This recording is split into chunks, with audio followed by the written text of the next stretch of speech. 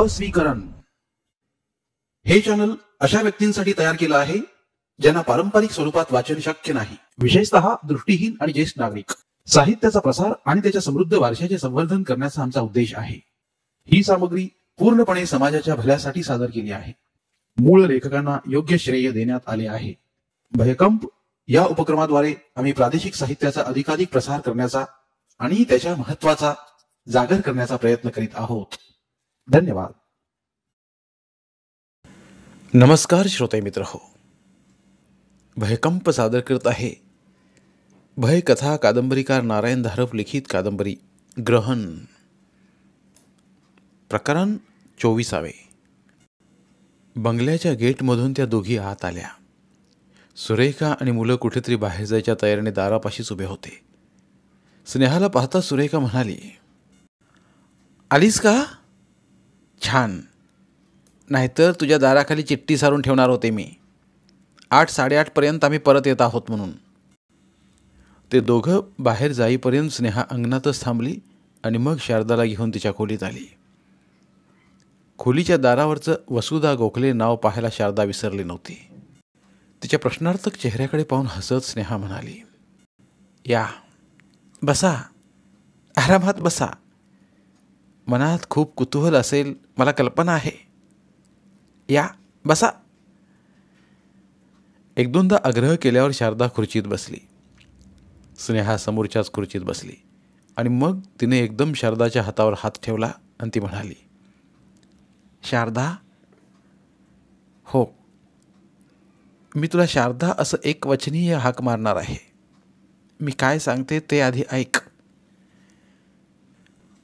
5 आठवड्यांपूर्वीच्या एका शनिवारी संध्याकाळी स्नेहाने सांगायला सुरुवात केली. बोलताना गोंधळ होत होता, मागे पुढे होत होतं, पण ती बोलत राहिली. सांगण्याच्या ओघात तळेगावचा आणि प्राध्यापक शारंगपाणीचा उल्लेख येताच शारदा एकदम ताठ झाली. ऐकून तुझा गोंधळ होणार आहे, मग कल्पना कर माझी तर काय अवस्था झाली असेल. माझ्या आठवणीत बाबा होते, आई नव्हती. भाऊंचं तुझ्याशी लग्न झालं होतं. तू मुंबईला होतीस. तुला 2 मुलं होती. महिन्यातून एकदा तरी तुम्ही सर्वजण तळेगावला यायचेत. आत्ता तिथे बाबा नाहीत, आई आहे, पण ती मला ओळखत नाही. एवढंच नाही, भिवून आणि रागाने माझ्यापासून दूरच राहते ती. सदाशिव आहे, पण एकटा आहे. एकटेच? शारदाचा प्रश्न आलाच. हो, एकटाच, स्नेहा हसत म्हणाली आणि मग पुढे वाकून, शारदा, तुम्ही तळेगाव का सोडलं? काही वेळ शारदा काहीच बोलली नाही. सदाशिववर तुझं प्रेम होतं ना, त्याला शब्दाने ही कल्पना दिली नाहीस? त्याची काय अवस्था झाली असेल? वर्षामागून वर्षे तो तुझाच शोध घेत आहे. शारदाच्या डोळ्यांतून पाणी येत होतं. स्नेहा, माझ्यासाठी नाही, माझ्या भावासाठी सदाशिव पोलीस इन्स्पेक्टर होऊन तळेगावला आले. आम्हाला तळेगाव सोडावंच लागलं. माझा भाऊ चांगला नव्हता. वाईट सवय वगैरे काही नाही. तो मुळातूनच व्यसनी, चैनी, चंगीभंगी, स्वार्थी होता. नको त्या लोकांशी त्याचे संबंध होते. माझा जीव किती ओढ घेत होता सदाशिवकडे, पण मी काय करू? माझ्या भावाने त्या नात्याचा पुरापुरा फायदा उठवला असता. मला ब्लॅकमेल केलं असतं. त्या सदाशिवनं अडचणीत आणलं असतं त्यानं. त्यांची काय अवस्था झाली असती? प्रत्यक्ष पत्नीचा भाऊ. पण त्याला शब्दाने सुद्धा कळवलं नाहीस? कसं कळवू? काय कळवू? नालायक भावाचंच रडगाणं गायचं ना. आणि ती माहिती कळल्यावर सदाशिवना गप्प कसं बसता आलं असतं? मग भावाला पकडणं त्यांची ड्युटीच नसती का? कशी कात्री सापडले होते मी पहा की. 7-8 महिन्यांपूर्वी एक प्रकरण भावाच्या अंगावर उलटलं आणि काय?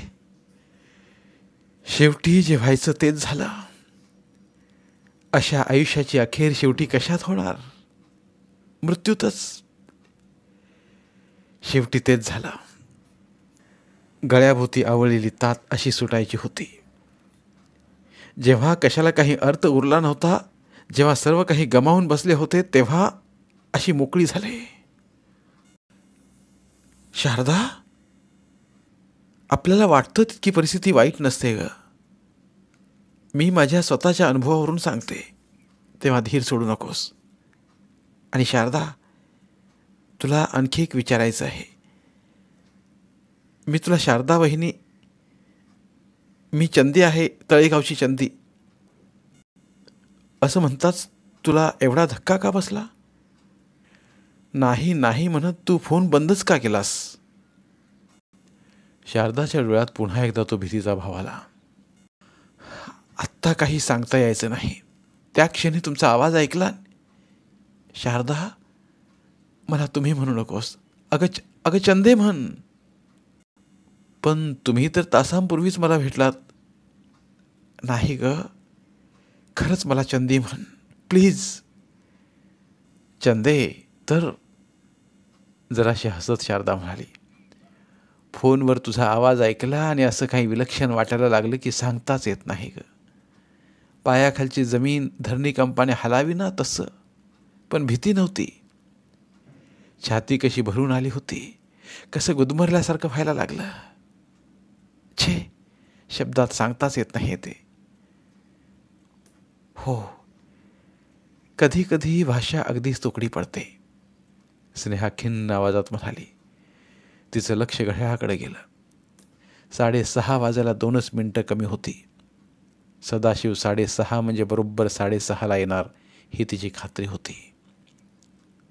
तिने शारदाला दाराकडे पाठ असल्या खुर्चीत बसायला सांगितलं. स्नेहाची उत्तेजित अवस्था शारदाच्या लक्षात आल्याशिवाय राहिली नाही. काय आहे हे, काय आहे ती विचारत होती. बस तरी खरी. आणि मागे वळून पाहायचं नाही. एक शब्दही बोलायचं नाही, लक्षात ठेव. अगदी गप्प. स्नेहा हसत बोलत होती. बरोबर 6:30 वाजता दारावर टकटक झाली. ओठावर बोट ठेवून शारदाला गप्प राहण्याची खून करीत स्नेहा दाराकडे गेली आणि तिने बोल्ट सरकावून दार उघडलं. बाहेर सदाशिव होता आणि इतका खुशीत दिसत होता. त्याच्या हातात रंगीबेरंगी कागदात गुंडाळलेला बॉक्स होता. लकी गर्ल, तिच्या खांद्यावर हात ठेवत सदाशिव म्हणाला आणि आत येऊन त्याने बॉक्स तिच्या पुढे ठेवला. लहानशी भेट, तो म्हणाला. त्याचा आनंद इतका पारदर्शी आणि सर्वस्पर्शी होता. भाऊ, स्नेहा हसत म्हणाली. मीही तुझ्यासाठी एक गिफ्ट आणलं आहे. छोटं मोठं तूच ठरव, पण जरा डोळे मिटून उभा राहा. हे काय गिफ्ट प्रकरण? तो गोंधळून म्हणाला. मीट ना डोळे, कमॉन, डोळे बंद. ओके बाबा, हे मिटले. आता जागचा हलू नकोस हं, म्हणत स्नेहा मागे वळली. शारदा खुर्चीत अंग चुरून बसली होती. चेहरा गोरामोरा झाला होता. दोन्ही हात चेहऱ्याभोवती धरले होते. तिचा हात धरून स्नेहाने तिला उभी केली. तिला आधारच द्यावा लागत होता. तिला स्नेहाने सदाशिव समोर उभी केली आणि मग ती म्हणाली. भाऊ, उघड डोळे. सदाशिवने डोळे उघडले. विश्वास न बसल्यासारखे पुन्हा मिटले आणि पुन्हा उघडले. कितीतरी वेळ ते दोघं एकमेकांच्या नजरात नजरा गुंतून नुसते उभेच होते. आणि मग सदाशिवने हात हलकेच पुढे केला. शारदाच्या गालाला त्या हाताने स्पर्श केला आणि तो पुटपुटला. शारदा. शारदाने डोळे मिठून घेतले होते. दोन्ही डोळ्यांच्या कडांवर अश्रू चमकत होते. मग तिच्या खांद्यावर हात ठेवत सदाशिव वळला. त्यांची दोघांची दीर्घकालानंतरची ती अनपेक्षित भेट पाहून स्नेहालाही आतून गहिवरून आल्यासारखं झालं होतं. सॉरी हा भाऊ, दोघांना धक्का बसला ना? शारदा तर मागे सरून खुर्चीत कोसळल्यासारखीच बसली. काय बोलावं तेच सुचत नाहीये, सदाशिव म्हणाला. त्याने आणलेला बॉक्स आता स्नेहाने उघडला. आत मिश्र मिठाई होती. त्यातला एक पेढा उचलून तिने तो सदाशिवच्या हातात दिला आणि शारदाकडे बोट केलं. नाही, आधी तू, सदाशिव म्हणाला आणि स्नेहा नको नको म्हणत असतानाही तिला तो पेढा खायला लावला. मग सदाशिवने दुसरा पेढा उचलला आणि शारदापाशी जाऊन तो तिच्या हातात देतो म्हणाला, शारदा, किती चांगल्या क्षणी आपली गाठ पडली. तुला माहीत आहे का, या चंदीच्या लग्नाचं ठरवून मी आलो आहे. ये, पेढा घे. आणि मग स्नेहाकडे वळून तो म्हणाला, चंदे, आता सांगतेस का हे सारं कसं काय जमलं ते? अगदी थोडक्यात सांगणार आहे. मग तुम्हाला बोलायला हवा तेवढा वेळ आहे. तू इन्स्पेक्टरहून तळेगावला रुजू झालास तेव्हा शारदा आणि तिच्या वडिलांनी गाव सोडलं. तिचा भाऊ नाना लपड्यात सापडलेला होता. तुझ्यासाठीच तिनं तळेगाव सोडलं भाऊ. आणि 5-6 महिन्यांपूर्वी तिच्या भावाचा मृत्यू झाला. तेव्हा ती इथं आली. पण तुला नेमका कसा मिळाला तिचा पत्ता? मी तर तिचा किती किती शोध केला. सुरुवातीस केलास, पण काही पत्ता लागला नाही तसा शोध थांबवलास, हो की नाही? मला कसा सापडला विचारतोस, सांगते, पण तुझा विश्वास बसणार नाही. फोनची डिरेक्टरी समोर घेतली आणि जहागीरदार नावावरच्या फोनचे सर्व नंबर एकामागोमाग एक असे फिरवत राहिले आणि शारदाचे वडील फोनवर आले. खरंच? सदाशिवने तिला विचारलं. तिने मानेनेच होची खून केली. चंदे, तू एखाद्या वावटळीसारखी आमच्या आयुष्यात आली आहेस, सदाशिव म्हणाला. आयुष्यात पूर्वीसारखं कधीही होणार नाही. स्वतःशीच मान हलवत तो खोलीत इरझाऱ्या घालत होता. मध्येच एकदम थांबून तो म्हणाला, अरे हो, काय म्हणायचं मला, मुख्य बातमी सांगायची विसरूनच गेलो. चंदे, आज रविवार नाही का?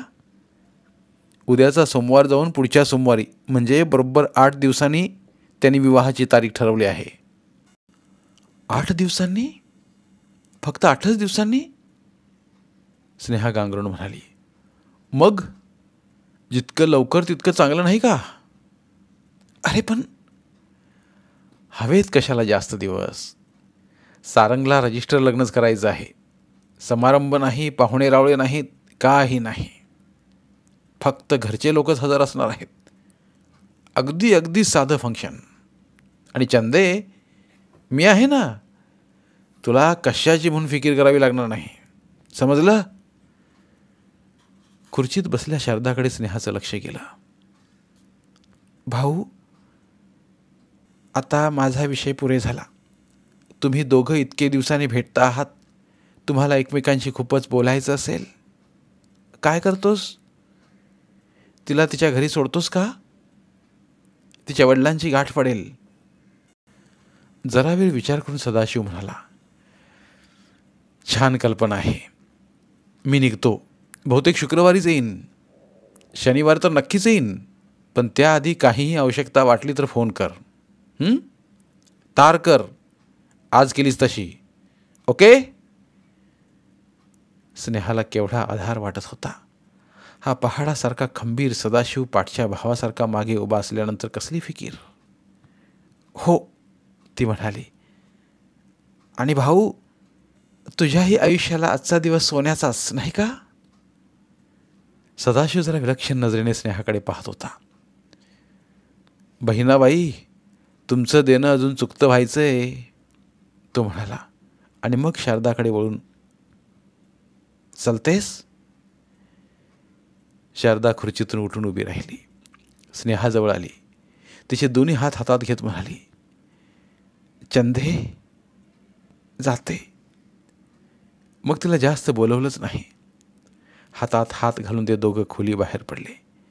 त्यांच्या मागोमाग स्नेहा फाटकापर्यंत आली. जीपमध्ये चढायला सदाशिवने शारदाला मदत केली आणि मग वळून तो ड्रायव्हरच्या सीटकडे निघाला. स्नेहा जवळून जाता जाता तिच्या खांद्याला हलकासा स्पर्श करून तो पुटपुटला, चंदे, मिलियन मिलियन थँक्स. मग तो घाईने जीपमध्ये चढला आणि हाताने स्नेहाचा निरोप घेऊन त्याने जीप सुरू केली. किती विलक्षण घडामोडींनी भरलेला दिवस. स्नेहा स्वतःशी विचार करत होती. सकाळी सदाशिवला तार केल्या क्षणापासून या क्षणापर्यंत तिला क्षणाचीही उसंत मिळाली नव्हती. धावपळ चालली होती. अर्थात जे जे घडलं होतं ते सर्व चांगलं होतं. विलक्षण योगायोग होते. विरहानंतरच्या भेटी होत्या. आनंदाचे क्षण होते. संध्याकाळी सुरेखा परत आल्यावर अर्थात तिला ती चांगली बातमी कळली. मग अभिनंदनं झाली. स्नेहा नको नको म्हणत असतानाही सुरेखाने जेवताना गोड पदार्थ केलाच.